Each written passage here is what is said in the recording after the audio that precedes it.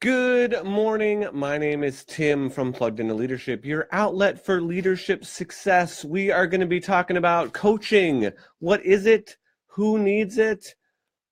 How is coaching done? So grab your mugs and let's go. I got my Plugged Into Leadership mug here, and I got my cactus from Arizona, my greens that everyone's been asking for. So here we go.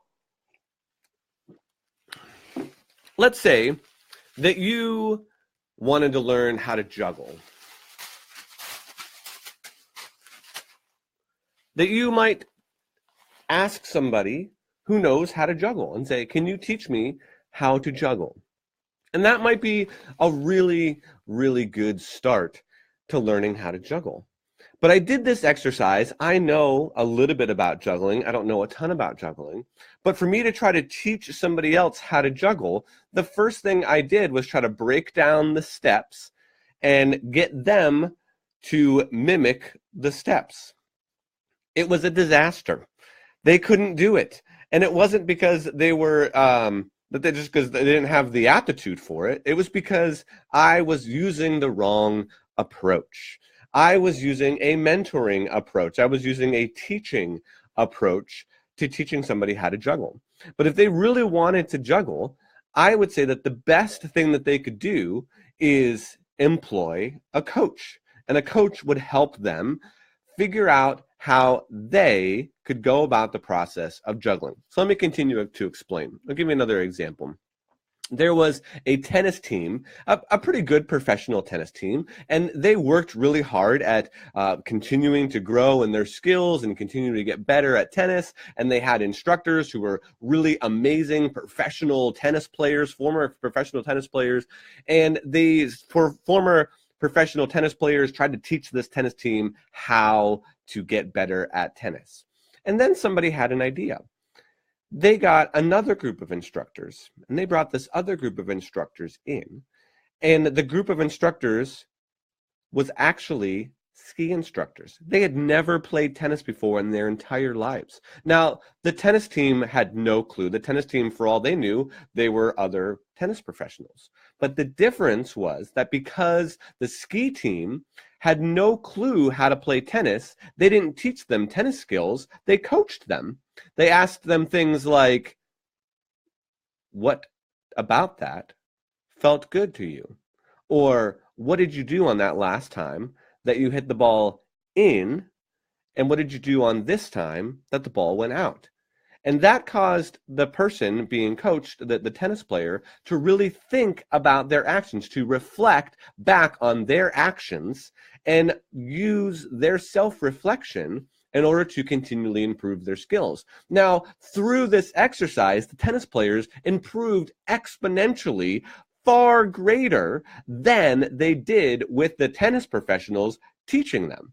Why is that? Because the ski instructors weren't necessarily limited by a consistent thought process of how you must play tennis.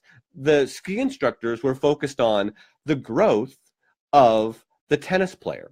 And so therefore, one of the things that coaching does is we help you reflect on your situation. We help you think deeply about what you're doing and how you are succeeding, in hopes that you will use your own experience and your own thought process to continue to improve where you're at. Now, a few weeks ago, I did a video on what's the difference between coaching and mentoring, so you can check that out. You can also listen to Dave Ferguson's interview. He talks about the difference between coaching and mentoring too. And so some of this is a difference between coaching and mentoring. So what is coaching? Coaching is the ability for someone to listen and to understand and to help you reflect on your experience and become more self-aware of how you are interacting with your situation. Now, who needs a coach?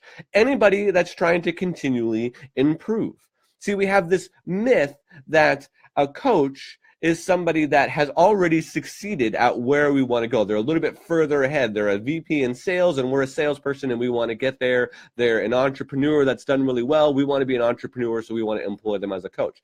And that's a myth. That goes back to the idea of mentoring. A coach is going to help you think through your process and help you understand where you want to be and help you get there based on questions, understanding your thought processes, understanding where you want to go and how you want to achieve your goals. So coaching is largely goal driven. You would come to the coach and say, I want to learn how to juggle.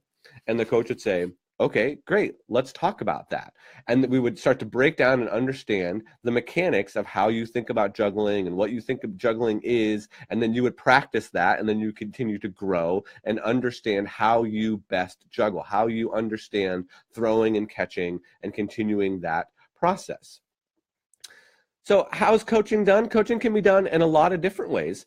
Coaching can be done over the phone, over video, in person. It can be done once a month for a long period of time. It can be done every single week for an hour or 2 hours. It varies depending on the person and how they best are coached and what their experience best is and what their schedule is. So again, let me just review real quick. Coaching kind of starts with the goal. I want to try to do this thing. I want to get goals for my business. I want to get a promotion at work. I want to start my own business. I want to succeed at my new role in my office. I want to do something. There's a vision out there. There's a world out there that I want to try to complete and I want to try to be a part of. And so I come to my coach and I say, help me get there. And then we start that process. So if you have a goal, the Who Needs Coaching, if you have a goal and you'd like to achieve that goal, then you probably should employ a coach. We see sports players employ lots of coaches. We have people that have health coaches. They help you reach your health goals. We have leadership coaches. We have life coaches. There are lots of different types of coaches. A lot of people have multiple coaches because they're trying to reach multiple different goals.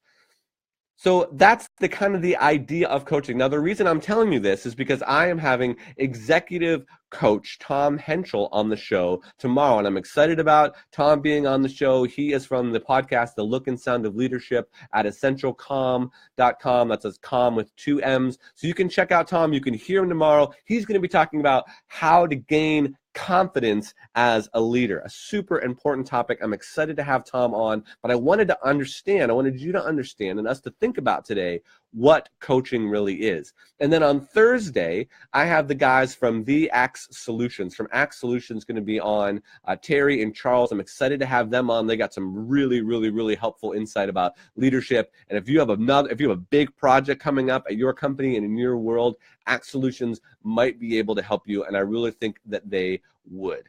So they're coming up on Thursday, and I am excited about this week and what's going on. Coaching, it's extremely helpful. I learned a ton from my coach. I felt like I had greater growth in my leadership and in my life when I employed a coach to continue to help me grow, and I think you should too.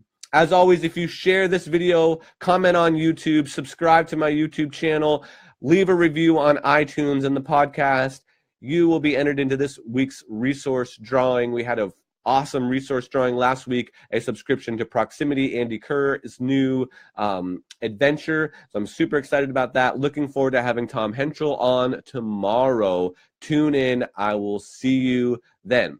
Thank you and take care.